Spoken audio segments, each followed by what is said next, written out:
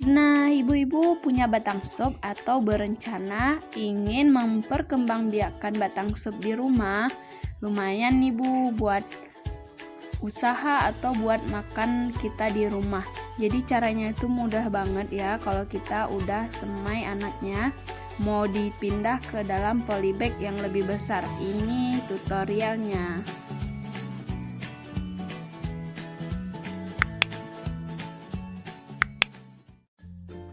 Hai ibu-ibu, selamat siang. Bagi yang ingin nanam batang sop, sebelum itu jangan lupa subscribe dulu ya. Bantu channel Teh Rija supaya cepat berkembang. Subscribe-nya ya, subscribe. Jadi yang kita butuhkan tuh tanah yang gembur. Ya, tanah yang gembur tuh bisa terdiri dari kayu lapuk, kemudian bekas bakar sampah, dan lain-lain ya, sekam seperti itu. Ini setelah kita isi, jangan kita isi penuh dulu. Jadi kita sisakan setengah karena kita mau mengambil batang sop ini kita pindahkan ke dalam tempat yang lebih besar supaya dia cepat berkembang dan dia beranak agar bisa kita ambil lagi dan kita pindah-pindahkan agar berkembang biak lebih cepat seperti itu. Ini kita tinggal ini kan udah penuh akarnya. Jadi kita tinggal mencongkel seperti itu. Kita congkel sebentuk seperti ini.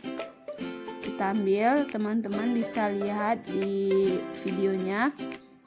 Langsung kita masukkan ke tengah-tengah ya, kita korek dulu karena ini udah tumbuh semua akarnya. Bunda atau bapak-bapak bisa lihat semuanya.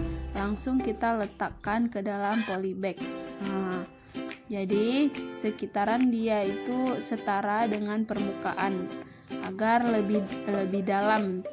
Kalau dia lebih dalam tuh lebih mudah untuk dia berkembang ketimbang di atas. Kalau kita taruh di atas, akarnya harus mencapai bagian bawah seperti itu. Nah, udah jadi deh, selesai. Tinggal ikutin video ini khusus cara menyemainya ya, memindahkan dari pot ke polybag yang lebih besar supaya supnya berkembang biak.